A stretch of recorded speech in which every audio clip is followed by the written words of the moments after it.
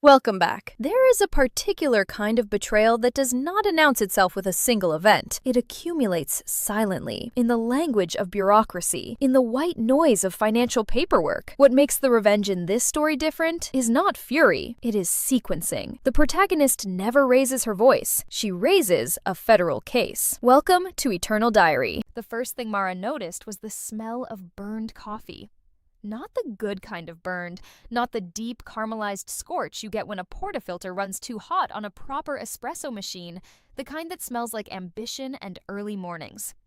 This was the other kind, the institutional kind, the kind that happens when a half-full carafe sits on a heating plate for 6 hours in a windowless government building and nobody cares enough to pour it out, because the people who work in this building have long since stopped expecting anything to be good.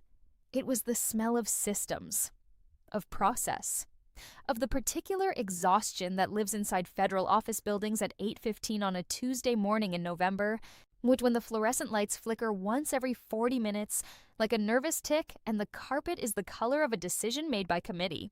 Mara Voss sat in the plastic chair outside the credit union's lending department and held a piece of paper that had arrived in her mailbox 6 days earlier and had not let her sleep since. It was a delinquency notice. Final warning, 94 days past due on a personal loan she had never taken out. The number at the top of the page was $287,400. She had read it 11 times. She had read it the first time standing at her mailbox in the parking garage of her apartment building, wearing her gym clothes, holding a protein bar she hadn't eaten yet.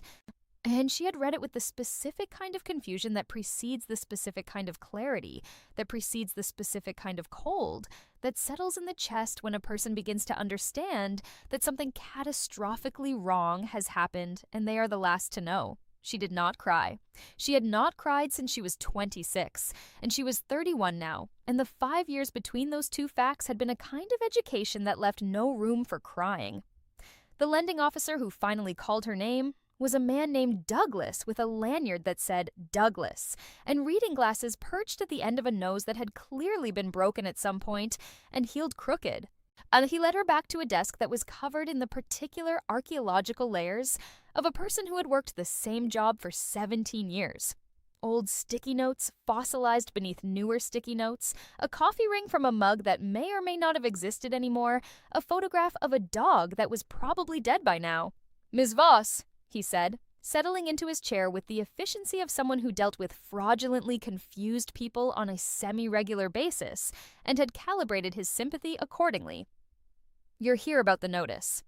"I'm here," Mara said, and her voice was level in a way that sometimes unsettled people who expected distress, "because I did not take out this loan." Douglas opened his computer. He typed. He scrolled. He made a sound that was not quite a hum and not quite a sigh. It was the sound of a person who has found the thing they were looking for and does not love what it is. He turned the monitor slightly toward her. The application was dated 14 months ago. The name on it was hers, Mara Ann Voss, social security number ending in 4471, date of birth March 9th, 1993. The address listed was her previous address, the apartment on Carver Street she had lived in until 3 years ago. The employment information listed was close, but not quite right. It said she worked as a senior analyst at a financial consulting firm, which she did, but the company name was slightly off. Not wrong enough to trip an automated verification system. Just wrong enough, in retrospect, not to have been filled out by someone who knew the broad strokes of her life, but not the fine print. The signature at the bottom was hers, or it was a version of hers. Close enough that she understood immediately, understood with the sudden, cold compression of a person who does not yet have evidence but already has certainty, who had signed it. "I'm going to need a copy of this entire application," Mara said. "The original documents, the ID that was used for verification, the bank account the funds were dispersed to." Douglas blinked at her. "Ms. Voss, there's a process for disputed—" "I know what the process is," she said. "I've worked financial forensics for 4 years. I know that under the Fair Credit Reporting Act, I am entitled to a full fraud investigation packet within 30 days of filing. I'm filing now." Newman writing. She placed a pre-written letter on his desk. She had drafted it 2 days after receiving the notice, printed it at the office on Monday, and brought it in a manila envelope along with a printed copy of the relevant FCRA sections, a printed copy of her credit report showing the inquiry she had not authorized, and a notarized affidavit of identity theft she had prepared herself. This constitutes my formal dispute and fraud report. I need your compliance officer's direct contact information, and I need the timestamp of when this complaint was entered into your system. Douglas stared at the manila envelope. Also, Mara added, I'll need that coffee I can smell from out here. He got her the coffee. It was terrible. She drank it. Petra Voss was 18 months younger than Mara, which meant nothing physically. They did not look alike in any way that strangers immediately identified as sisterhood. Mara was angular and quiet, with the kind of bone structure that made people describe her as striking rather than pretty, and brown eyes that registered everything with a steadiness that people found either reassuring or unnerving, depending on which side of it they were on. Petra was soft-edged and luminous, with their mother's wide smile and a laugh that came easily and often and made people feel chosen by it. Their mother had died when Mara was 15 and Petra was 13. The details of that are not the point of this story, except insofar as they explain the architecture of the dynamic between the two sisters. The particular weight that fell on Mara, the particular exemptions that were extended to Petra, that the particular way their aunt had always looked at Mara with a mixture of gratitude and assumption that had calcified, over the years, into a kind of invisible contract. Mara carries. Petra is carried. Mara had been caring for 16 years by the time she sat in that plastic chair outside the credit union lending department. She had paid for Petra's community college enrollment when their aunt's money ran thin. She had co-signed the apartment lease when Petra moved to the city at 22 and didn't have enough credit history. She had covered the credit card that got maxed out when Petra went through what she called her transition period, and what Mara privately called her figuring out that being beautiful doesn't actually pay rent period. She had done all of this without resentment, or without much resentment. Oh, because she was Mara and Petra was Petra, and the contract was the contract. But she had never given Petra her social security number. She had never given Petra her mother's maiden name, which was the security question answer on her credit union account. She had never given Petra the specific combination of her personal details that would be needed to impersonate her on a loan application to the tune of nearly $300,000. Which meant Petra had taken them, which meant Petra had been somewhere in Mara's personal files, her apartment, her laptop, her filing cabinet, her life. At some point in the last 2 years, extracting the specific information she needed for a specific purpose she had not mentioned to Mara, which meant this was not an accident or a misunderstanding. This was architecture. As Mara drove back to her apartment with the coffee cup empty in the cup holder and the manila folder on the passenger seat, and the particular quality of silence that is not emptiness, but density. The silence of a person who is processing something too large to think about all at once, who is instead identifying the discrete structural components of it and filing them away with the cold efficiency of someone who does not have the luxury of reaction. She parked in the garage. She sat in the car for 4 minutes. Then she went upstairs, opened her laptop, and began. The loan had been taken out 14 months ago, which placed it in early September of the year before last. Mara pulled up her calendar for that period and found, without much effort, what she was looking for: a long weekend. And then she had been at a conference in Atlanta, the National Association of Financial Fraud Examiners annual meeting, 3 days. She had been on a panel about synthetic identity fraud, which was, in retrospect, a detail so ironic it felt almost staged. She had been gone Thursday through Sunday. She had given Petra a spare key to her apartment the previous year, during the period when Petra was between apartments and needed somewhere to store boxes for 3 weeks. She had never asked for the key back. The loan funds, $287,400, had been disbursed to an account Mara did not recognize. She wrote down the last 4 digits that appeared in the application documents the credit union had reluctantly provided. She would need to trace those through proper channels. But the account number format told her the bank, a mid-sized regional institution that was not known for its rigorous identity verification protocols. The kind of bank that a person would choose deliberately if they were choosing a bank through which to receive fraudulently obtained funds. Not an accident. Architecture. She made a list. It was not a list of grievances. It was not a list of questions. It was a list of facts, arranged in the order in which she would need to address them, numbered, with sub-bullets where necessary, and projected timelines written in the margin. She had been making lists like this for 4 years in her professional life, and the muscle memory of it was something she had apparently internalized so completely that it now applied to personal catastrophes as naturally as it applied to corporate audits. And item 1. Confirm full extent of fraudulent activity against her identity.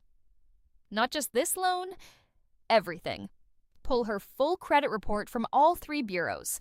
Look at every inquiry, every account, every address, every employer listed. Map the full architecture of whatever Petra had built using her name. Item 2.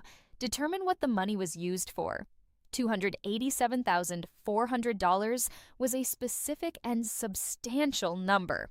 It was not a "I needed to cover rent" number. It was a "I had a plan" number. Item 3. Do not contact Petra. She underlined item 3 twice. The instinct, the old instinct, the Mara Carey's instinct, the sisterly crisis management instinct, was to call Petra immediately, to confront her, to demand an explanation, to give her the opportunity to fall apart and apologize and be forgiven. Oh, because that was the script they had run for the entirety of Mara's adult life, and it was deeply grooved in both of them. But that instinct was what Petra would be counting on. The moment Mara called, Petra would know the fraud had been discovered. She would have time to move money. She would have time to construct a narrative, some version of, "I was going to tell you, I was going to pay it back, I was desperate and I knew you'd understand." She would have time to poison any subsequent investigation with the particular toxin of familial ambiguity. So item 3 stood, no contact, not yet. Item 4, identify who else needed to know. The FBI's Financial Crimes Unit had jurisdiction over identity theft cases involving federally insured financial institutions. The credit union was FDIC insured. That made this a federal matter. Mara pulled up the FBI's online tip submission portal. Not because she expected immediate action. She knew from professional experience that financial crimes tips went into a queue and were prioritized based on scale and pattern. But because she wanted a timestamp, a record of when she had reported it. This was important for a reason she would explain to herself later, when the picture was more complete. Item 5. Find out what Petra needed $287,400 for. She already had a hypothesis. The hypothesis arrived, fully formed, the way hypotheses sometimes did when a person had spent 4 years reconstructing the financial decision-making of people who lied. Which was to say, it arrived not as a sudden inspiration, but as the natural terminus of a chain of observed facts she had not consciously been assembling. Petra was engaged. Now the wedding was scheduled for April, 5 months away. Mara knew this because she had received the Save the Date card 6 months ago, a thick card of heavy cream stock with gold lettering and a photograph of Petra and her fiancé, a man named Callum Hargreaves, who was 38, who had a vague but well-presented career in investment development, and who had the specific kind of chin that people described as strong, and Mara privately described as the chin of someone who had grown up believing that other people's comfort was not a consideration he needed to weight heavily. The wedding venue was a restored estate in the hills north of the city. Mara knew this because Petra had talked about it extensively, in the way people talk about things they are proud of spending money on. Also, it was the kind of place that rented for $40,000 on a weekend in April. It was the kind of place that required a minimum spend with their catering partner and their florals partner and their preferred vendor list that added up to a number Mara had privately done the arithmetic on and concluded was not achievable on Petra's salary, which Mara knew to be approximately $58,000 a year from a position at a boutique PR firm that Mara had helped her get 3 years ago. $287,400 was a wedding. Or rather, it was a wedding and whatever came before it, the dress, the honeymoon deposit, the engagement party, the bridal shower at a venue that she had seen photographs of on Petra's social media, the trip to New York that showed up in photographs tagged bridal preview, the catered rehearsal dinner at a restaurant that Mara knew, because she had looked it up, charged a minimum of $180 per person. It was a performance, a very expensive, very precisely calibrated performance of the life that Petra wanted other people to believe she already had. And it had been built, brick by brick, on Mara's name. The full credit report, when she pulled it, was worse than she had expected, and in the specific way that bad things are always worse when examined properly, not more catastrophic in their external fact, but more revealing of their internal scope. The loan from the credit union was not the only item. There was a credit card in her name she had never opened, balance of $34,200, opened 18 months ago. There was a second credit card, balance of $19,800, opened 16 months ago. There was an inquiry from a luxury automobile financing company. She pulled the thread on that one and found that it had resulted in a lease in her name on a vehicle she had never driven. $1,150 per month for 36 months, which was $41,400 she had apparently committed to pay. There was a furniture account, opened 14 months ago, with a balance of $12,700. There was a personal line of credit from an online lender, $45,000, currently at $44,200. Total exposure, $441,300, plus accrued interest on the delinquent accounts, plus late fees, plus the potential hit to her credit score, which had presumably already begun. She ran the number twice. It came out the same both times. She sat very still at her kitchen table for a moment, her hands flat on the surface, but her eyes fixed on a water glass she had left there that morning that was now empty. $441,000. Petra was 30 years old. She earned $58,000 a year. She had apparently decided that the solution to the gap between the life she earned and the life she wanted was her sister's identity, and she had executed that decision with a thoroughness and a patience that Mara found. And this was perhaps the thing she kept returning to, the detail that kept catching in her chest like a splinter. Genuinely impressive. You did not open 5 fraudulent accounts over 18 months by accident. You did not space them out to avoid triggering a joint inquiry alert by accident. You did not use the slightly off employer name that would pass automated verification, but not a manual audit by accident. And that you did not choose a mid-sized regional bank for the primary disbursement account by accident. Petra was not smart in the ways that get measured. She had dropped out of community college in her second semester. She read slowly, and she processed numbers with visible effort. She was, however, smart in the ways that get people through the world regardless of the measurable kind. She was charming. She was socially precise. She was very good at understanding what people needed to believe about her and calibrating her presentation accordingly. She had understood, for 18 months, that she needed Mara to believe nothing was wrong. And Mara, who had spent 4 years reconstructing the financial architectures of fraudsters, had not noticed that one was being built around her. The splinter caught again. She made herself a second cup of coffee. This one from her own machine, which was good, and sat back down at the table and opened a new document. The professional framework for building an identity theft case against a known perpetrator, when the victim is also the investigator, is technically a conflict of interest. Mara knew this. She also knew that the conflict of interest standard exists to protect the integrity of investigation, and that the way to honor that standard in her specific situation was not to recuse herself from the knowledge she had, but to ensure that everything she assembled was properly transferred to the investigators who would have formal jurisdiction. She was not building a case to prosecute. She was building a case to hand to the people who would. The distinction mattered because it changed what she was allowed to do, what she was required to document, and most importantly, what she was required not to do. She was not allowed to access any of Petra's financial accounts, even to gather evidence. She was not allowed to contact any of the lenders in any capacity other than as the fraud victim. She was not allowed to discuss the investigation with anyone who might contact Petra before the relevant agencies were ready to act. She was not allowed to do anything that could be characterized later as entrapment, coercion, or interference with a federal investigation.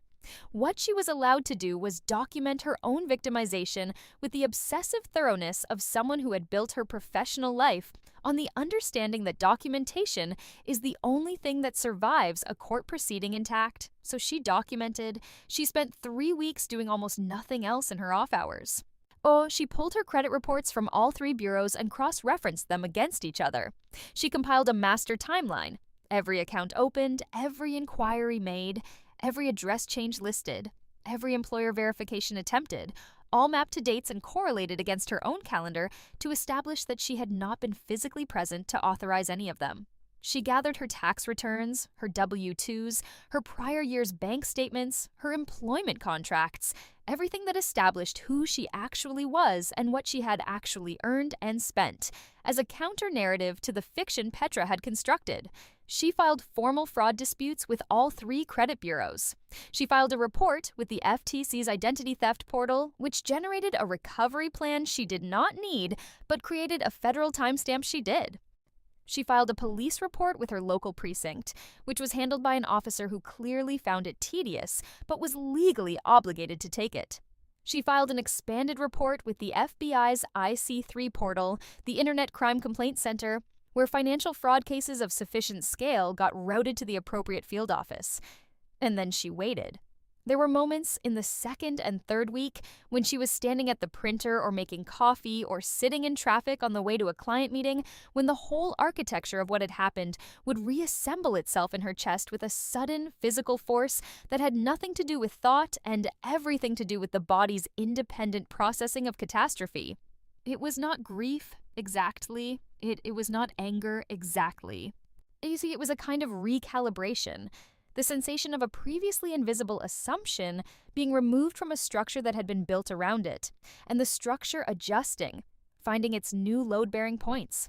She had assumed for 16 years that the relationship with Petra was a relationship of unequal exchange that was nonetheless genuine. She had given more than she received. She had known this, had known it consciously and clearly, and had made her peace with it in the way that certain people make their peace with asymmetrical relationships. By deciding that the asymmetry did not invalidate the connection, by deciding that what Petra gave, her company, her warmth, the laugh that made people feel chosen, the small specific acknowledgments of sisterhood that are not money and cannot be converted to money, was worth the ongoing arithmetic of carrying.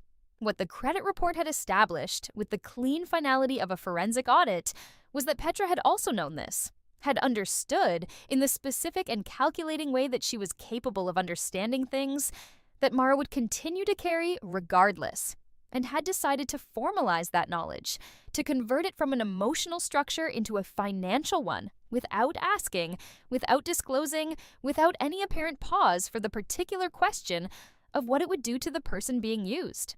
That was the part that kept reassembling in Mara's chest at random intervals for the first 3 weeks. Not the money, not even the violation, the deliberateness of it. Soon she let it reassemble. She did not push it down or away. She had learned in the 5 years since she was 26 that the things you push down do not stay down. They go sideways, into judgment errors and tunnel vision, and the specific category of professional mistakes that come from operating with an unacknowledged emotional charge. She had learned to let things sit at the surface where she could observe them, process them cleanly, and then put them exactly where they needed to go. She put it in the documentation file. Not literally. The documentation file was evidence, not therapy. But in the sense that every time the recalibration happened, she sat down and looked at the file, added to it, found something new to verify, or cross-reference, or timestamp. She turned the feeling into information. She had been doing this for 5 years, and she was very good at it.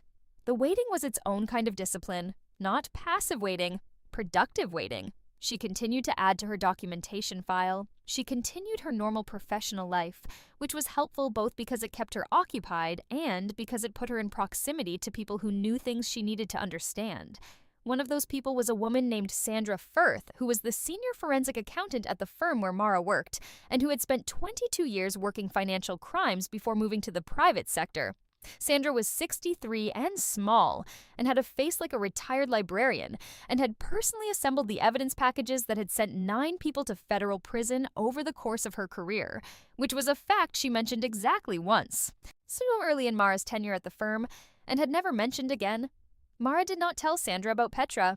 She did, however, ask Sandra, over lunch one Tuesday, 3 weeks after the credit union appointment, a series of hypothetical questions about identity theft prosecution timelines, about what typically happened when a known perpetrator was identified early in an FBI investigation, about the strategic value, in such cases, of allowing the fraud to remain nominally undiscovered for a defined period while evidence was assembled.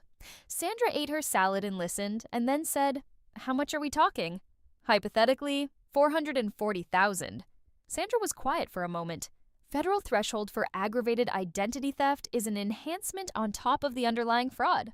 If the underlying fraud involves a financial institution, you're looking at bank fraud under 18 U.S.C. 1344, which is 30 years maximum. The identity theft enhancement adds 2 mandatory years consecutive. That's not discretionary. So the sentencing exposure is significant. The sentencing exposure, Sandra said, is the least interesting part. The interesting part is the asset forfeiture. She ate another bite of salad. Any assets purchased with criminally obtained funds are subject to civil and criminal forfeiture. You don't have to wait for a conviction. The government can move on forfeiture at indictment. Mara absorbed this. Also, Sandra said, if the perpetrator has pending legal events, contracts, property transactions, major purchases, the timing of the arrest matters, from an asset preservation standpoint. Explain. Sandra looked at her over her reading glasses. Well, if someone spends criminally obtained funds on a wedding, and the wedding happens before the arrest, it's substantially harder to recover those funds because they've been converted to services, venues, catering, photographers. Those vendors have already performed. The money is gone. She paused. If the arrest happens before the wedding, the contract cancellations trigger refund clauses. Deposits come back. Assets in transit get frozen. The government can recover significantly more. And what's the standard timeline for an FBI financial crimes investigation to reach arrest warrant stage? From initial complaint to arrest, Sandra tilted her head. Minimum 8 to 12 months on a straightforward case, faster if the victim provides a complete evidence package. Faster still if the field office has an open caseload that's light, or if there's a specific reason to prioritize. She put down her fork. Is this hypothetical, Mara? The question hung in the air between them. Not entirely, Mara said. Sandra picked up her fork again. Then you should know that the Chicago field office has been looking for an additional identity theft case to justify continued funding for their financial crimes task force, which is up for review in February. A well-documented case with a cooperative victim witness who has professional forensic expertise would be of significant interest to them. She ate the rest of her salad without further comment. Mara drove home that evening thinking about timing. The FBI's Chicago field office assigned her case to a special agent named Renata Okafor, who called Mara's cell phone on a Wednesday afternoon in December and had the specific quality of voice, precise, unhurried, measuring every sentence before releasing it, that Mara recognized as the professional cadence of someone who had spent a decade conducting interviews and had long since learned to speak in a way that gave away nothing. Ms. Voss, I'm calling regarding your IC3 complaint. Reference number I-44892. You understand this call may be recorded. I do, Mara said. She was sitting in her car in the parking structure outside her office building. She had taken the call the moment it came in, having added Renata Okafor's name to her contact list 3 days after filing the IC3 complaint when the case had been acknowledged and she had done enough research to identify the likely field agent. Your complaint references identity theft in connection with fraudulent loan and credit account origination. The total reported loss figure you provided was $441,300. That's correct. I've since updated my documentation with 2 additional items I identified in a secondary credit review, a medical credit account I missed on my first pass, and a retail installment plan. The revised figure is $458,600. A brief pause. You've been thorough. I have a professional background in financial forensics. I'm aware. The agent's voice held a quality that might have been, in a person less controlled, mild amusement. I reviewed your firm's website before calling. I'd like to schedule an in-person meeting. I'm prepared to come to you if that's convenient. They met the following week, in a conference room at Mara's firm that she had booked under the pretense of a client consultation. She brought her documentation binder, organized by category, color-tabbed, with a table of contents and page numbers and a chain of custody sheet for every physical document she had obtained from the lenders. She had modeled it on the evidence submission packages she prepared for corporate litigation because those packages were built to withstand the scrutiny of opposing counsel, which was a higher standard than a preliminary FBI interview required, and because she had decided that this case would not fail on a technicality. Renata Okafor was a woman in her early 40s, medium height, with close-cropped natural hair and the specific posture of someone who had played a sport competitively in their youth. She shook Mara's hand and looked at the binder on the table and said, "You put this together yourself?" "Yes."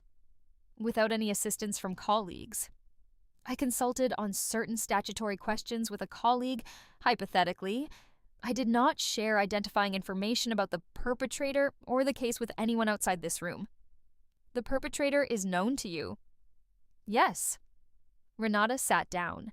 She opened the binder to the first page and read the table of contents with the particular quality of attention that is not passive reading but active assessment. "Your sister," she said. Not a question. Yes." "You've confirmed this how?" "The application documents from the credit union list her former employer on my application. She worked for that company. The alternate phone number listed on 2 of the accounts is a number I recognize as belonging to her ex-boyfriend, who she was seeing 18 months ago. The vehicle lease, the address the lease was registered to, is her current apartment building, not mine. The furniture account, the items purchased match the aesthetic of her apartment as visible in photographs she posted publicly on social media." Mara turned to tab 3 of the binder. "I've included a cross-reference analysis, page 22. Renata turned to page 22. "Also," Mara said, "I have the key." "I'm sorry?" "She has a physical key to my apartment. Saw and I gave it to her 3 years ago during a temporary housing situation, and I did not subsequently ask for it back. The loan applications were filed during a weekend when I was out of town at a conference. I have the conference attendance records on page 7. My filing cabinet, where I keep physical copies of tax documents and my social security card, showed signs of having been accessed when I returned. I didn't register it at the time. I'm registering it now." Renata studied the page for a moment. "You said your social security card is kept in the filing cabinet." "It was. I've since moved it." "The physical card?" "Yes. She had access to it. She would have needed it to complete the application in person at the credit union, since they require physical ID for in-branch loan applications over $250,000. The application was filed in-branch. Page 4 of the credit union documentation shows the application method." Renata was quiet for a longer moment now. Not thinking. She was already thinking. The quality of her silence was evaluative in a different way. It was the silence of someone recalibrating an assessment. "You've been sitting on this for how long?" she said. 5 weeks. "Without contacting your sister." "Without contacting your sister?" "Why?" Mara had prepared an answer for this question. She had prepared several versions of it, ranging from the purely procedural, "I wanted to ensure the investigation wasn't compromised," to the more honest one. She chose the more honest one because she had a sense that Renata Okafor would recognize evasion and because she had decided to play this straight. "Because she's getting married in April," Mara said, "and I wanted to understand the full picture before I made any decision that would affect the timing of anything." The silence that followed was a different kind, not evaluative, measuring. "You understand," Renata said carefully, "that the FBI does not conduct investigations on a timeline determined by personal circumstances." "I understand that. I'm not suggesting you do." Mara met her eyes. "I'm providing you with the information that I have, which includes the knowledge that the primary venue deposit for the wedding is likely recoverable if an arrest precedes the event date, and which does not include any suggestion that you prioritize this case based on my preferences." Another silence. "See, the venue is a federally insured event space that required a financing arrangement," Mara continued, "which means the deposit contract has the specific clauses that would make it subject to asset recovery in a forfeiture proceeding." Page 31. Renata turned to page 31. She read for a longer time than the other pages had required. Then she closed the binder and looked at Mara with an expression that was not warm exactly, but was the closest thing to respect that the expression of a federal investigator could hold in a preliminary interview. "I'll be in touch," she said. She stood and gathered her materials, and Mara walked her out through the office, past the reception desk and the glass doors and into the elevator lobby. Yes, and they stood there for a moment in the way of 2 people who have reached the natural end of a professional exchange and are in the process of converting it to a conclusion. One more thing, Renata said before the elevator arrived. You're aware that as a potential victim witness in a federal prosecution, you may be called to testify. I'm prepared for that. And you understand that any contact you initiate with the subject between now and an arrest, or between an arrest and a trial, could be used to argue witness tampering, or at minimum could complicate the evidentiary chain. Which is why there will be no contact, Mara said. From my end. Renata studied her for a moment. Not the evaluating look from earlier, something more direct, the look of one professional taking the measure of another. You've thought about this carefully, she said. I've thought about it the way I think about cases, Mara said, which is the only way I know how to think about things. The elevator arrived. Renata stepped in. The doors began to close. The binder, she said as they did. It's excellent work. The doors finished closing. Mara stood in the elevator lobby for a moment, looking at the closed doors. Then she went back to her desk and opened the CFO embezzlement file she had been neglecting all morning and worked until 7:30 without stopping. The investigation lasted 4 months. During those 4 months, Mara worked 47 billable cases. She presented in 4 client meetings, submitted 12 forensic reports, trained 2 junior analysts in evidence documentation methodology, and was quoted in an industry newsletter about emerging patterns in synthetic identity fraud, the specific category of fraud she had been paneling in Atlanta when her filing cabinet was being accessed 300 miles north. She found this ironic, and she let herself find it ironic privately for about 40 seconds. And then she moved on. The work was useful for reasons beyond the obvious. It kept her in the professional framework that was also the personal framework, the place where she thought clearly, where the disciplines she had spent 5 years building were active and reliable, where the machinery of forensic analysis ran smoothly and produced outputs that meant something. She had always found the work clarifying, not because it was easy, but because it was structured. It had clear rules. It had a methodology. It had standards of evidence that were external to her, that did not shift based on her emotional state, that required the same quality of rigorous attention regardless of what was happening in her personal life. She had understood dimly, for most of her adult life, that this was partly why she had gone into the work, the clarity of it, the way it imposed an external order on situations that would otherwise be disordered. She did not, during these 4 months, discuss the case with anyone at work. She discussed it with Renata, in the brief, procedurally bounded calls that the investigation protocol allowed. She discussed it with her attorney, who she had retained in February, a woman named Ellis who specialized in financial crime victim representation and who had, in their first meeting, looked at Mara's documentation binder and said, "You didn't leave much for me to do," in the tone of someone who genuinely appreciated that. She did not discuss it with her aunt, who called once in January, and whose call Mara answered, and whose conversation she navigated with the careful attention of someone who is managing the precise amount of information being transmitted in both directions. She did not lie to her aunt. She said work was busy and the winter had been cold and she had been running more. All of these things were true. She did not discuss it with Petra, who texted her twice during the 4 months. Once in December, a casual checking-in text that was either oblivious or enormously calculated, and once in March, a photograph of a fabric sample labeled "Final Dress Choice" with 3 exclamation points and an emoji, which arrived 4 days after Renata had informed Mara that the grand jury had returned an indictment. Mara had looked at the fabric sample photograph for a long time. She had not responded. She was aware of its progress in the specific way that a witness and victim in a federal investigation is permitted to be aware, which is to say she received occasional brief calls from Renata updating her on procedural developments without sharing operational details, and she received requests for additional documentation when the investigation required them, and she complied with those requests with the same organized thoroughness that had characterized her initial submission. She received a subpoena for a witness affidavit in January, which she completed and returned within 48 hours. She received a request to verify a specific date discrepancy in February, which she verified using her phone's location data, which she had preserved. She received a call in early March informing her that a grand jury had returned an indictment on 9 counts. 9 counts. Bank fraud under 18, USC 1344, 5 counts, 1 per fraudulently opened account. Aggravated identity theft under 18, USC 1028A, 1 count.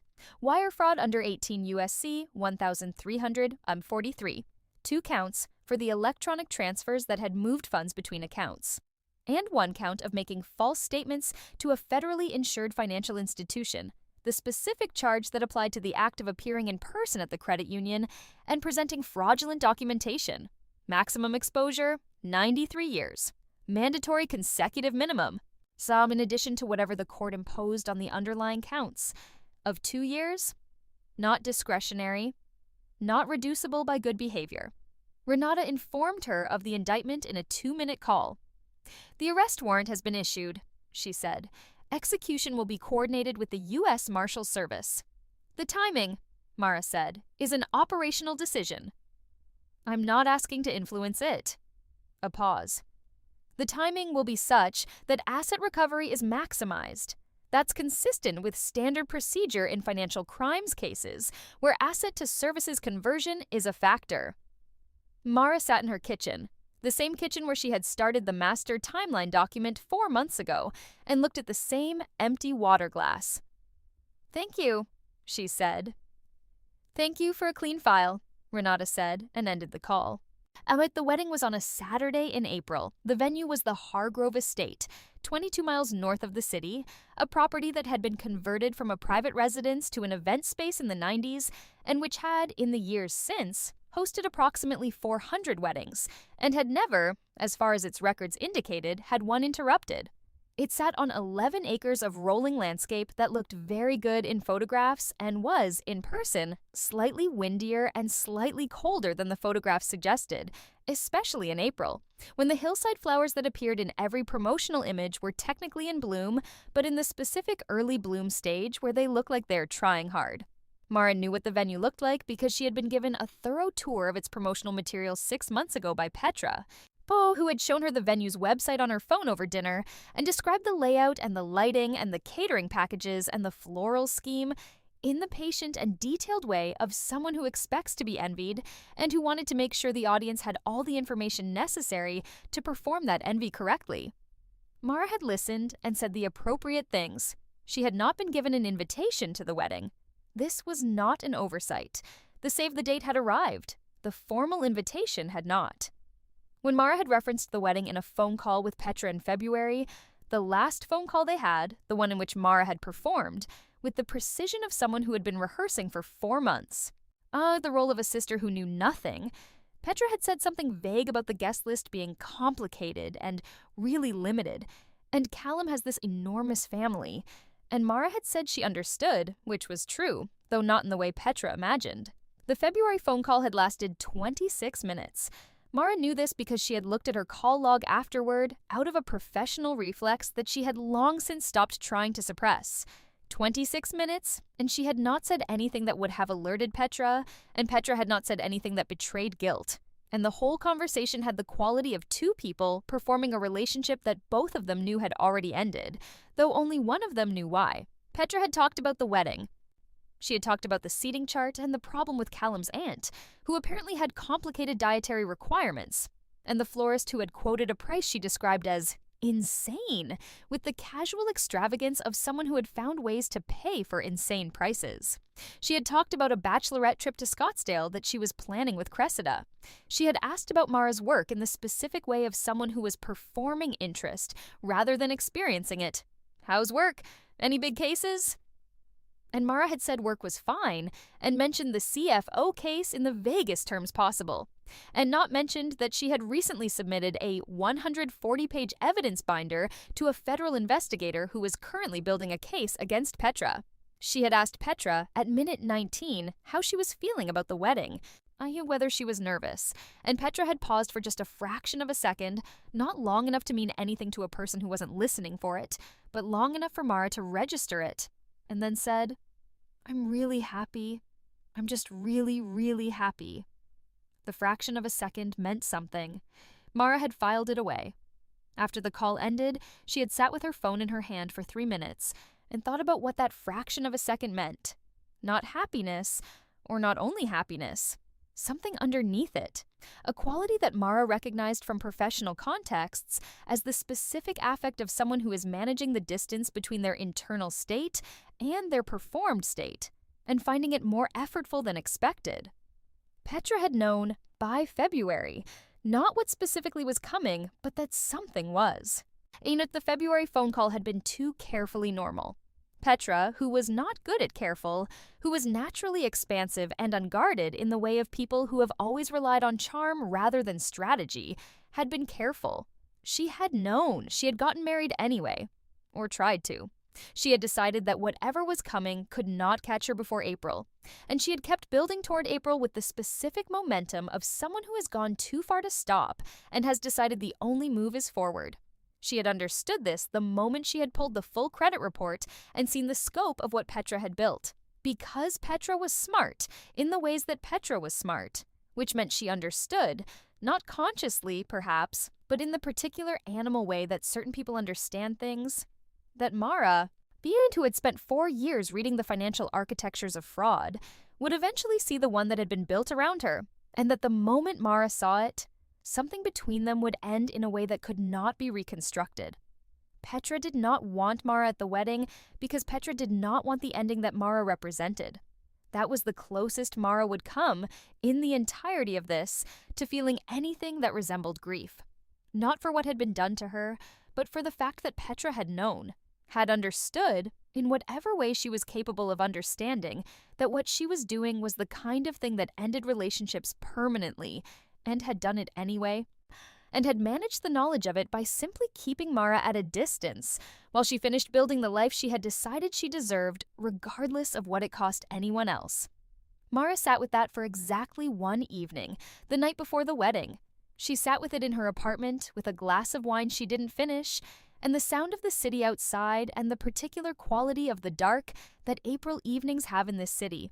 Cool and damp, not yet warm, the air holding the memory of winter like a bruise that's fading but not gone. Then she went to bed and slept 8 hours, and woke up and made coffee and went to the gym and came home and showered and made breakfast and read the news, and at no point, for the duration of the morning, did she think about the wedding. She thought about the weather. Oh, she thought about the grocery list she had been putting off for a week. She thought about a case she was working, a corporate embezzlement situation involving a CFO who had been skimming from an operating account for 7 years using an intricate series of pass-through entities, and she thought about a structural argument in the forensic report she was due to submit on Thursday that she wanted to revisit before she filed it. She thought about making a second cup of coffee and decided against it. She did not think about her sister. The arrest happened at 11:47 in the morning, which was, and this was not something Mara had any advance knowledge of, though she would learn it later, 17 minutes before the ceremony was scheduled to begin. The wedding party had arrived at the venue at 9. Petra and her bridal party had been in the getting ready suite from that hour, in the specific organized chaos of professional hair and makeup and champagne, and the florist delivering bouquets and the photographer working the room in the way wedding photographers work a room, circling and hovering and occasionally asking people to look at something, capturing the documentary record of a morning that was supposed to be the beginning of a story. Callum Hargreaves and his groomsmen were in a separate suite on the other side of the estate, doing whatever groomsmen do. There was reportedly whiskey and a cigar, and the particular muted energy of men who have been told to look relaxed. The guests had begun arriving at 10:30. The estate's outdoor ceremony space held 200 chairs arranged in the traditional configuration. White chairs on a white aisle runner, the arch at the front dressed in the white and green florals that Petra had shown Mara on her phone, with the patient explanation of a person who wanted credit for her taste. The afternoon was cold and bright, the kind of April morning where the sky is too blue and the light is too sharp, and everything looks slightly more vivid than it should. The way things do when you're not sure if you're experiencing them or watching yourself experience them. At 11:38, 4 vehicles entered the estate's long gravel driveway. They were not marked. This is standard for federal arrests in civilian settings. Marked vehicles create crowd control problems and generate media attention that can compromise subsequent proceedings. The vehicles pulled to the far side of the estate's parking area, Away from the guest side of the lot, and the people who emerged from them wore dark clothing and moved with the specific quality of purpose that is distinct from the quality of purpose that wedding vendors move with, though in the bustle of an event in progress, the distinction was not immediately apparent to the people who briefly noticed them. 3 U.S. Marshals and 2 FBI agents entered the building from the staff entrance, which they had coordinated access to in advance with the estate's manager, who had been shown credentials and a warrant the previous morning, and who had spent approximately 14 hours maintaining the appearance of nothing unusual, and who would later describe the experience as the most stressful catering coordination of his career. Renata Okafor was not among the 5. She had coordinated the arrest from the field office. The arrest itself was executed by the marshals, as was standard. Petra was in the bridal suite. She was having her veil attached. The photographer was 6 feet away. The maid of honor, a woman named Cressida, who had known Petra since college and who would spend the next several days in a state of stunned non-comprehension that Mara would only hear about later, was standing to one side holding a glass of champagne that she had not taken a sip of in 11 minutes. The door opened. The lead marshal said her name. He said it in the particular way that law enforcement says names in these situations. Not loudly, not aggressively, but with a quality of irreversibility that communicates immediately to everyone in the room that whatever is about to happen is something that has already been decided and cannot be redirected by social pressure or displays of emotion. He said, "Petra Christine Voss." And Petra, who was smart in the ways that she was smart, understood immediately. Not because she had been expecting this specifically, because the human animal, confronted with the specific quality of official presence, knows before the mind knows. Her body knew before she processed the words. The knowing moved through her in the way of something that has been suspended, held in stasis by the ongoing activity of living, and now released all at once. She said, "What?" The marshal said, "Petra Christine Voss, you are under arrest for bank fraud, aggravated identity theft, and wire fraud. You have the right to remain silent." He said the rest of it. She heard it in the way that a person who is being arrested hears it. Present, but processed through a film of unreality that is not quite disbelief, because part of her had known for 4 months since the February phone call with Mara that had been too carefully normal that something was moving toward her that she could not see clearly. The veil was still half attached. The photographer, who was a professional, stopped photographing. Cressida's champagne glass stayed at her side, tilted at a slight angle, not spilling, but close. 2 of the bridal party members, women in matching sage green dresses, backed instinctively toward the window in the way that people back toward walls and windows when they do not know where else to go. The handcuffs were applied at 11:44. In the corridor outside the bridal suite, the estate's event coordinator, a woman named Helen who had worked this property for 11 years and whose professional identity was built entirely around the management of high-emotion environments, pressed herself against the wall and watched the 5 federal officials move through the building with the unhurried efficiency of people who had done this in many settings and found nothing particularly noteworthy about doing it in this one. She would say later, to the estate's manager, that what struck her was the quietness of it. No raised voices, no drama in the operational sense of the word. Just people doing a job in a building that happened to also contain a wedding. And the wedding pausing around them the way water pauses around something dropped into it, and then reorganizing. The guests outside in the white chairs were not immediately informed. The estate's staff, operating on the instructions they had received that morning from the estate's manager, who had received them from the marshal's coordination contact the previous morning, managed the exterior carefully. There were conversations at the entrance. There were explanations given in low voices to the wedding coordinator, who relayed them to the maid of honor, who relayed them to no one because she was still in the bridal suite, standing with a tilted champagne glass, not moving. Callum Hargreaves was informed by his groomsman, a man named Patrick, who had come to find out why the ceremony hadn't started, at 11:53. And when Patrick had encountered one of the estate's staff members in the corridor between the 2 suites, and had been told, in the specific formulation that had apparently been agreed upon, that there's a situation with the bride. Patrick had then gone back to the groom's suite and said, "There's a situation with the bride," to Callum in a voice that communicated clearly that the situation was beyond the category of situations that Patrick was prepared to elaborate on, and Callum had stood up from the leather chair where he had been sitting and had asked 2 questions, and the answers to both of them had been, in summary, that law enforcement had arrived and the ceremony was not going to take place. The guests in the white chairs began to understand around noon that something had happened, not from any official announcement. The announcement, such as it was, came from Cressida, who had emerged from the building at 12:03 and walked directly to the group of people nearest the entrance and said, in a voice that was more controlled than anyone would have expected from Cressida, "The wedding isn't happening. I'm so sorry. Please go home."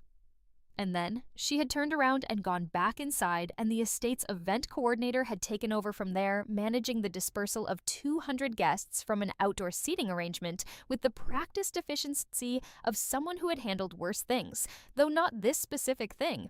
The white aisle runner stayed down for most of the afternoon. The arch with the white and green florals stood in the 2 blue April light until 4 o'clock, when the florals team returned to retrieve their arrangements. Because unexecuted event contracts meant the physical goods reverted to the vendor. They took the flowers down with the specific professional detachment of people who were being paid regardless of circumstances and who had a van to load. One of the floral's assistants, a young woman who had been doing this for 8 months, and who would go home that evening and tell her roommate about this day for 45 minutes without stopping, carried the arch's center arrangement through the empty white chairs and out to the parking area, and the chairs and the runner remained, temporarily, arranged for a ceremony that would not happen, in the afternoon light, with no one in them. Petra walked out of the bridal suite at 11:47. She did not stumble. She held her head in the particular way of someone who has decided, and in the limited time available, to maintain some version of composure, not for herself, but because she understood that the photographer was still in the room, that Cressida was still in the room, that other people were watching, and that she had spent an enormous amount of energy constructing the way she was perceived, and she was not going to surrender that in the last 3 minutes. She did not cry. She did not say anything. She walked through the door in her wedding dress, the veil loose and trailing, and disappeared into the corridor, and the door closed behind her. Mara was at the gym at 11:47. She was on the treadmill. She was running at a pace she had maintained for 22 minutes.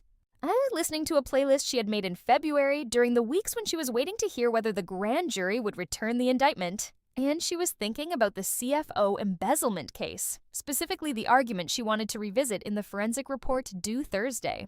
Specifically, a chain of pass-through entity transactions she thought could be better visualized in a 3-column flowchart rather than the 2-column format she had currently. Her phone was in the cup holder of the treadmill. It did not receive any messages at 11:47 because Renata Okafor did not send her one. She had not expected one. She cooled down for 8 minutes, stretched for 7, showered for 9. She was driving home by 12:30. She stopped at the grocery store because she had finally gotten to the list. And then she bought the things on the list, and she drove home, and she put the groceries away, and she made lunch. Her phone rang at 1:15. The number was her aunt's, the woman who had raised them, who lived in Columbus, Ohio, and who called Mara approximately twice a year with the specific quality of obligation that characterized their relationship, which was affectionate in the way of people who are connected by circumstance and shared history, and who have never quite managed to be friends. Mara looked at the phone for one ring. Then she answered it. "Mara." Her aunt's voice had the quality of someone who had recently been told something that had tilted all of her reference points and was still in the process of writing them. "Mara, something has happened with Petra." "I know," Mara said. A silence. What do you mean you know?" "I know what happened," Mara said. "I know what she did. I know she's been arrested." She stood in her kitchen with the phone to her ear, looking at the empty water glass she had never put away. "I've known for 4 months." Her aunt's silence was the densest silence yet. "What did she do?" her aunt said finally, and her voice had the quality now of someone asking a question they already know contains an answer they are not going to want. "She used my identity," Mara said. "She took out $458,000 in loans and credit in my name over 18 months. She used it to pay for the wedding. She never told me. I found out in November." She paused. "I reported it to the FBI." The silence that followed lasted a long time. Her aunt began and stopped. "Oh, she made a choice," Mara said. "She made it 18 months ago. She made it deliberately, and she made it thoroughly, and she made it knowing who I was and what I did for a living. I didn't make this happen. I reported what happened to me to the people whose job it is to investigate it, and I gave them the documentation they needed, and they did their jobs." Another silence. "She's your sister." "I know what she is," Mara said. "I've been carrying her for 16 years. This is not the same thing." She ended the call. She put her phone face down on the counter. She stood in the kitchen for a moment, in the particular quality of quiet that comes after a definitive thing. Not peace, not relief, not the satisfaction that stories often assign to this kind of moment. Just the fact of what had been done and what could not be undone. Then she opened her laptop and pulled up the forensic report. She found the chain of pass-through entity transactions. She stared at the 2-column format for a moment, then opened the visualization tool and rebuilt it as a 3-column flowchart. It was better, cleaner. The movement of the money was easier to follow. She worked for 3 hours and filed the report at 5:13, 4 minutes ahead of the Thursday deadline because she had lost track of what day it was, and then she made dinner and went to bed. The asset forfeiture proceedings began 2 weeks after the arrest. Mara was not required to participate in these beyond her existing affidavit and documentation, but she monitored them with professional attention because they illustrated, in clean transactional terms, the specific leverage that the timing of the arrest had created. The venue deposit, $40,000, was returned in full because the event contract had not been executed. A contract is executed at the moment the service is performed, and the service had not been performed because the event had not taken place. The forfeiture order froze the account to which the refund would have been issued, and the government recovered the $40,000. The catering deposit, $22,000, was similarly unexecuted and similarly recovered. The florals, the photography, the officiant, the string quartet, all of these involve deposits in various amounts ranging from several hundred to several $1,000s, all subject to the same logic. Unexecuted contracts, recoverable deposits. The vehicle lease, the lease in Mara's name for the car Petra had been driving, was terminated pursuant to the forfeiture order. The vehicle was recovered. The furniture, $12,700 in furnishings that were now sitting in Petra's apartment, was subject to an inventory and forfeiture order, the physical objects to be sold at government auction, the proceeds applied to the restitution order that would be part of Petra's eventual sentence. The total recoverable amount, which Renata Okafor confirmed in a brief email to Mara's attorney, she had acquired an attorney in February, a necessity she had anticipated, was approximately $312,000 of the original $458,600 exposure. The remaining balance represented funds that had been fully converted to consumed services: the engagement party venue, the bridal shower catering, the New York trip, the rehearsal dinner, the months of car payments before the arrest, the general consumption of money in the way that money tends to be consumed. $312,000 recovered, $146,600 permanently gone. The gap between those two numbers was the cost of Petra's social performances over the 18 months preceding the arrest. All the consumed services, the events already executed, the goods already used. It was the specific financial geometry of a fraud that had been spending down its proceeds in real time, converting liquid assets to memories and photographs, which are not subject to forfeiture proceedings. Mara looked at this gap for several days, not with resentment, or not much resentment. With the professional eye of someone who understood that $146,600 was a loss she would not recover, and that the decision to pursue the case legally, rather than attempting private confrontation had, by the specific mechanism of timing the arrest before the wedding, prevented the gap from being the entire $458,600. The math was not complicated. If Petra had made it to April and gotten married and begun a honeymoon, the forfeitable assets would have been significantly smaller. The $40,000 venue deposit alone, recovered because the event had not yet been executed, was the clearest illustration of the principle Sandra had explained over salad in November. Timing is not just a strategic preference in financial recovery. It is the difference between recovering $312,000 and recovering perhaps $80,000. She thought about this in the clinical way she thought about case outcomes. The way that identifies what worked, what the margin was, where the decision tree had branched. She was not congratulating herself. She was understanding what had happened, understanding it precisely. The restitution order, when it was eventually issued as part of the plea agreement, required Petra to repay the full $458,600 plus accrued interest plus penalties. She would be paying this for the rest of her working life because she was 30 years old with no assets and a felony conviction, which affects employment in specific and lasting ways. The plea agreement, which Mara learned about from her attorney, not directly, involved Petra pleading guilty to 2 counts of bank fraud and 1 count of aggravated identity theft in exchange for the government's agreement not to pursue the full 9-count indictment. The sentencing guidelines for the agreed counts recommended between 46 and 57 months of federal imprisonment, plus the mandatory 2-year consecutive minimum on the identity theft count. The plea agreement capped the government's recommendation at the low end, 46 months plus 24 months consecutive. 70 months, nearly 6 years. Mara's attorney called to inform her of the plea agreement and to note that she would be permitted to submit a victim impact statement if she chose. "Do I have to?" Mara asked. "No, it's voluntary." "What happens if I don't submit one?" Sentencing proceeds on the plea agreement terms. Your absence from the statement record doesn't affect the underlying sentence. "Then I won't submit one," Mara said. She had nothing she wanted to say to the court that it did not already know. The credit repair took 8 months.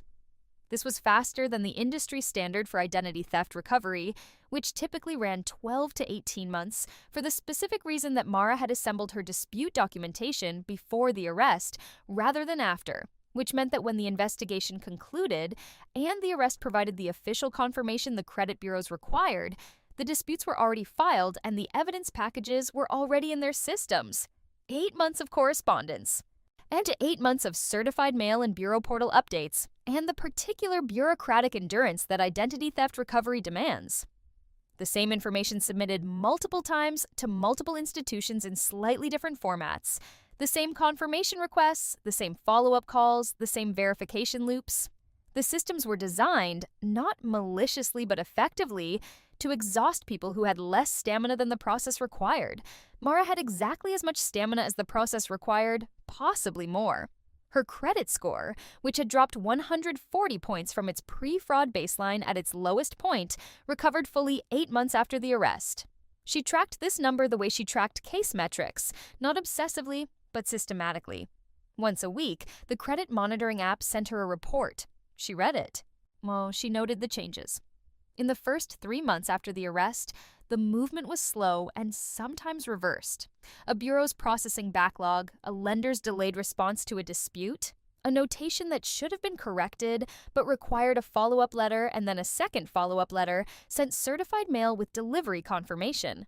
The process was designed, she thought again, to exhaust. The credit recovery system was not adversarial in an overt way. It was adversarial in the way that bureaucracy is adversarial. Through friction, through the assumption that the person seeking correction would eventually give up, through the incremental erosion of the will to continue. She did not give up because she did not experience friction as adversarial. She experienced friction as a problem to be solved with the correct application of the correct tool, and the correct tool was always the same. The relevant statute cited precisely in a certified letter, with a timestamp and a delivery confirmation and a copy retained in her files. Every lender, every bureau, every institution that delayed processing or required a second submission, or sent back a form letter instead of the substantive response she was entitled to, received the same treatment: the statute, the citation, the certified letter, the follow-up, the escalation if required. The credit union's compliance officer, by their third interaction, stopped putting her on hold. 8 months of correspondence. 8 months of this disciplined, grinding, procedurally exhausting work. Almost the invisible labor that identity theft victims perform after the dramatic part is over. The lawyers and the arrest and the grand jury indictment. When the case is concluded and the institutional systems need to be individually persuaded to update their records to reflect reality. She tracked the number. Every week it moved or it didn't. Every week she noted the direction and the magnitude and filed the monitoring report in the recovery folder she had created in November, which was now 847 pages long. The number returned to what it had been before. Not quite the same number. There were inquiry notations on the report that would remain visible to sophisticated lenders for 2 years, but functionally the same, functionally clean, functionally hers again. She looked at it on the screen of the credit monitoring app she had downloaded in November and which had been sending her weekly updates ever since. And the number was what it was supposed to be, and she closed the app and put her phone in her bag and went to a meeting she was late for. Callum Hargreaves issued a public statement via his attorney approximately 2 months after the arrest, which is to say he made a statement at the specific point where the PR calculus shifted from "staying silent protects me" to "staying silent looks like complicity." The statement said that he had been unaware of the fraudulent financial activity, that he was cooperating fully with any relevant investigations, and that he and Petra were no longer in contact. But it was the statement of a man who had calculated the distance between himself and the situation and inserted the maximum possible space. Mara did not find this interesting. She found it predictable. She had looked into Callum Hargreaves in December, briefly, as a due diligence measure. She had wanted to understand whether the fraud was partly or primarily at his instigation, whether he was a knowing beneficiary of the proceeds. What she found was that he was not a knowing beneficiary. He was something more precisely describable as a pressure source. He came from a family with a level of social and financial expectation that was not exceptional, but was consistent. The kind of family where weddings at estates are unremarkable, where a certain kind of presentation is not optional but assumed, peaks where a woman marrying into the family is expected to arrive with a certain kind of surface.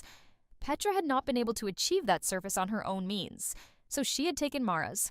Whether or not Callum was responsible for that calculation was a question Mara had considered for exactly one afternoon in December before deciding it was not her question to answer. Petra was 30 years old. She had made a choice. The choice had a cause, possibly several, but the cause did not displace the choice. The wedding had not taken place. There was no marriage to dissolve. Callum Hargreaves was a person who had briefly been relevant to her sister's life and was no longer relevant to anyone's life in any way that concerned Mara. She did not think about him after December. There is a particular texture to the weeks immediately following a significant event. Not the event itself, but the weeks after, when the event has happened and is now simply part of the record, and life is proceeding around it. Mara knew this texture from professional contexts. She had seen it in the companies and individuals she worked with after fraud was discovered, the way the days restructured themselves around the new fact, the way ordinary tasks continued to be ordinary tasks and also now contain the weight of the altered context. She went to work. She ran. She cooked. She called her apartment's building management about a window that had been sticking since February and which she had been putting off addressing. She had the window fixed on a Thursday afternoon in May, 6 weeks after the arrest, while she was at her office.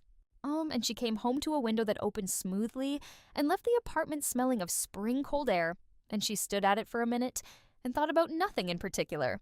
She did not go to the credit union again. She did not need to. All further remediation proceedings were handled by correspondence, but she thought about it sometimes. The plastic chairs and the institutional coffee, and Douglas, with his crooked-heeled nose and his archaeological desk, the first place where what had been done to her became official and documented and real in the way that things only become real when a stranger with access to a computer system confirms them.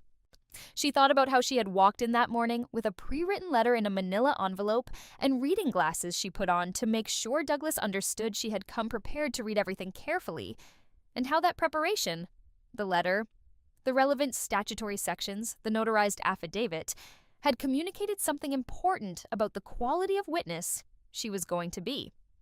How Douglas had looked at the envelope with the expression of someone recalibrating a category. How he had gotten her the coffee. Small things.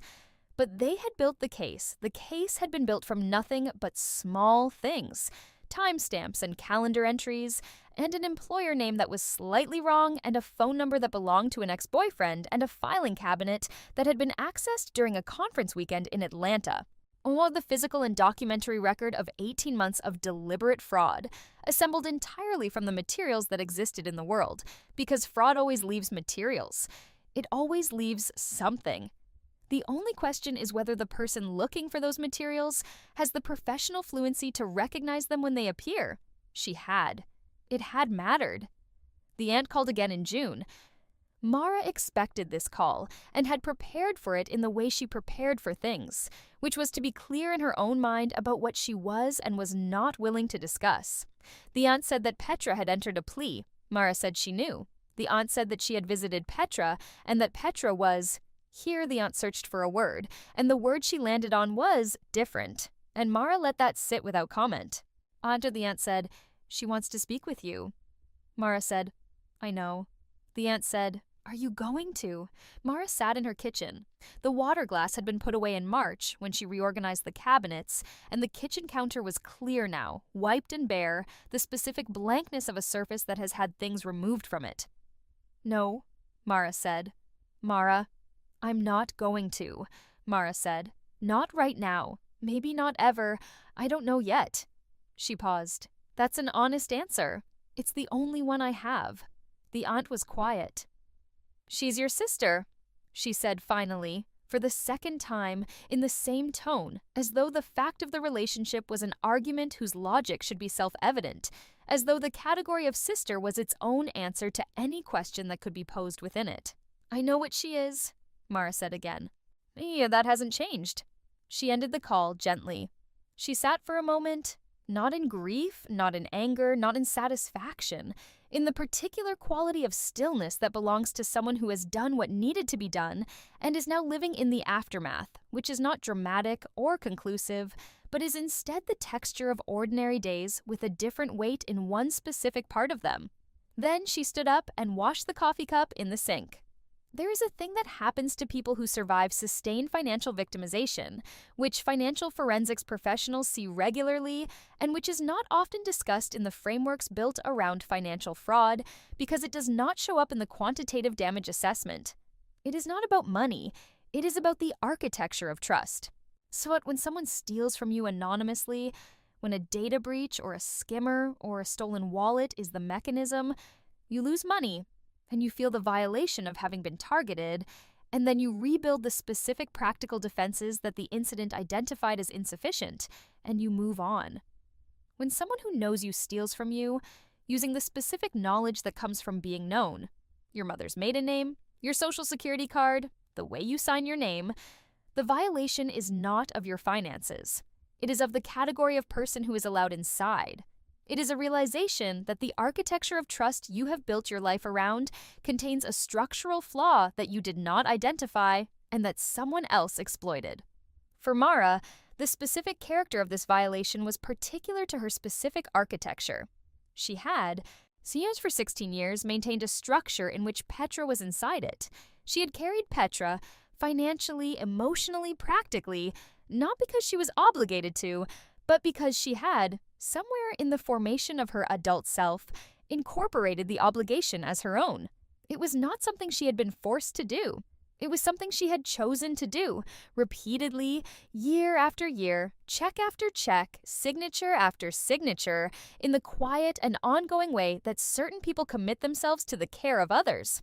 She had not made that commitment strategically. She had made it the way people make commitments to family. Imprecisely, continuously, without a ledger, without ever writing down in the clear column of a balance sheet what was being given and what was being given back. What Petra had done was use Mara's trust as a financial instrument. It was, from a certain cold angle, the most direct possible articulation of what the relationship had always been. Mara produces, Petra consumes. Mara carries, Petra is carried. The fraud had not introduced a new dynamic. It had simply made the existing dynamic explicit, specific, and legally quantifiable. In that sense, the investigation had been useful, not cathartic, not healing. Those were the words that got applied to these situations in the generic version of the story, and they had always struck Mara as words invented by people who needed the story to end in a particular emotional register. She did not need the story to end anywhere specific. She needed, more than anything, to be accurately oriented in relation to what had happened. She had been carrying a relationship that was not what she had understood it to be. She had now stopped. That was the complete fact of it. The other things, the grief of it, the history of it, the possibility of some future version of a relationship with her sister on whatever terms survived the next 6 years, those were questions she could not answer from here. She could only answer them from the place she would eventually reach, which was somewhere on the other side of all of this. In a future she would get to by going through the present, which meant getting up and going to work and doing the grocery shopping and making the forensic reports better. 3-column flow chart. It was better. 6 months after the arrest, Mara submitted a request to the credit union that had originated the fraudulent loan for a complete remediation of her account record. The credit union's fraud department was, by this point, in receipt of the FBI's investigation summary, the grand jury indictment, and the plea agreement, all of which constituted the official confirmation that the fraud had occurred. The remediation was routine. The loan was expunged from her record. The account notations were corrected. The credit union's compliance officer called to confirm completion and to express, in the careful language of institutional liability management, the institution's regret for the situation. Mara thanked him. He asked if there was anything else she needed. She said, "The original application, the physical documents. I'd like them for my records." There was a pause. "Oh no, those are standard retention documents. I can check whether they're eligible for victim release under the investigation conclusion." "They are," Mara said. Section 609E of the FCRA, as amended by the Identity Theft Enforcement and Restitution Act, entitles identity theft victims to copies of application and business transaction records relating to the fraudulent use of their identity. The investigation has concluded with a conviction on the underlying fraud charges. The documents are releasable. Another pause. This one had a different quality. The quality of a compliance officer realizing they are speaking with someone who does not need to be told what the regulation says. "I'll process that request," he said. The documents arrived by certified mail 3 weeks later. Mara opened the envelope at her kitchen table. She looked at the application. She looked at the signature at the bottom, Petra's version of her name, which was close but not exact, the letters slightly rounder, the slope slightly different, the specific tell of someone writing a signature they have practiced but not internalized. She looked at it for a long time, not with anger, not with grief, with the specific attention of a professional who has examined the physical evidence of many frauds and who recognizes the human work that goes into them, the specific, effortful, sustained humanity of deciding to do something wrong and then doing it repeatedly, carefully, over 18 months, while maintaining a normal-looking relationship with the person being defrauded. There was something almost interesting about it. She put the documents in her filing cabinet, her new filing cabinet, signed with a lock, the key to which was in her laptop bag and not in a drawer, and closed it. The sentencing hearing was in late September. Mara did not attend. She was in Denver for a client meeting that had been scheduled for 2 months and which she did not rearrange.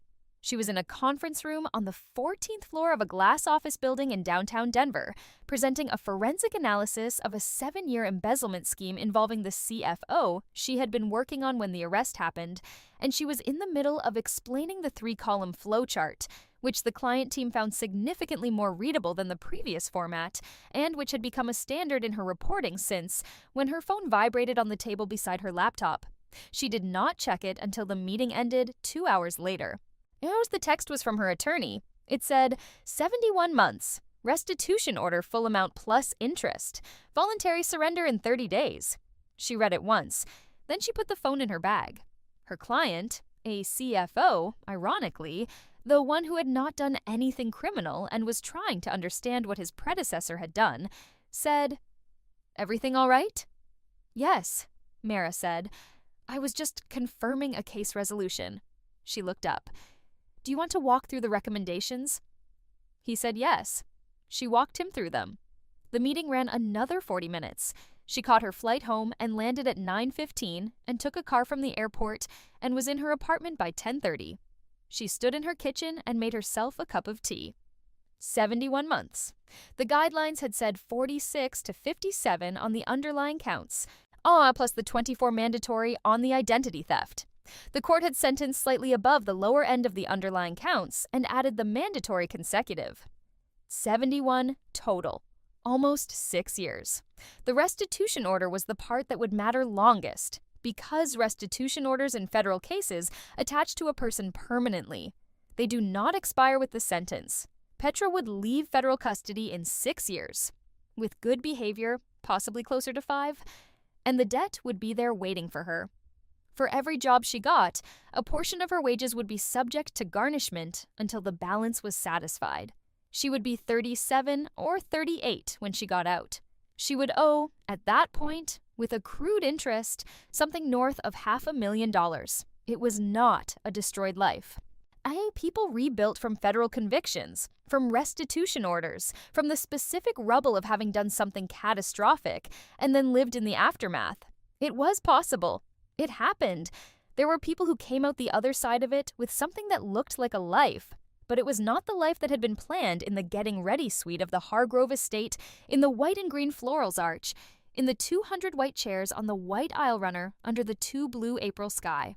The life that had been planned using Mara's name and Mara's numbers and Mara's signature was gone. Mara drank her tea.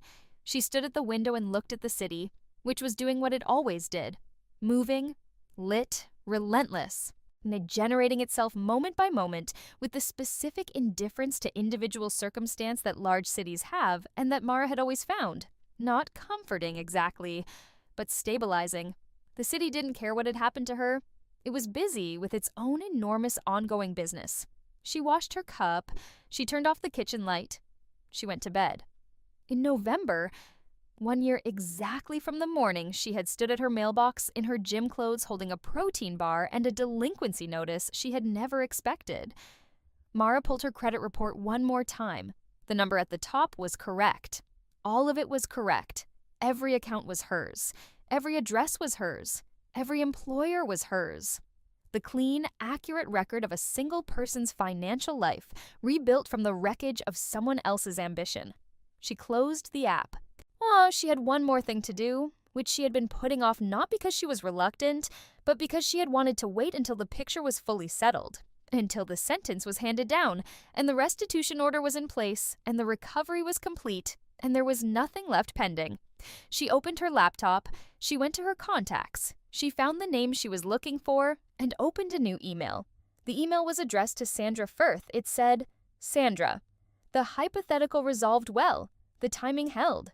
Thank you for the lunch." She sent it. Sandra replied 11 minutes later, which was fast for Sandra. It said, "I never doubted the documentation. Good work." Mara read Sandra's reply twice, not because she needed to. It was 8 words. And she had understood them the first time, but because there was something in the specific brevity of it that she wanted to hold for a moment. Sandra had spent 22 years building cases. Sandra had sent 9 people to federal prison and had never mentioned that fact again after the first time, and had given Mara the single piece of information she needed over a lunch that was ostensibly about nothing and had trusted her to do what needed to be done with it. The 8-word reply was its own kind of endorsement, the kind that comes from someone who does not give them freely. Mara closed the laptop. She picked up the gym bag she had packed the night before. The bag had a pair of running shoes in it, and a water bottle she had filled that morning, and the particular compact organization of someone who prepares for the next day the previous evening as a habit, not because something requires it, but because she had found over many years that preparation is its own form of certainty, a small daily act that says, tomorrow exists, and I intend to be ready for it. She went to the gym.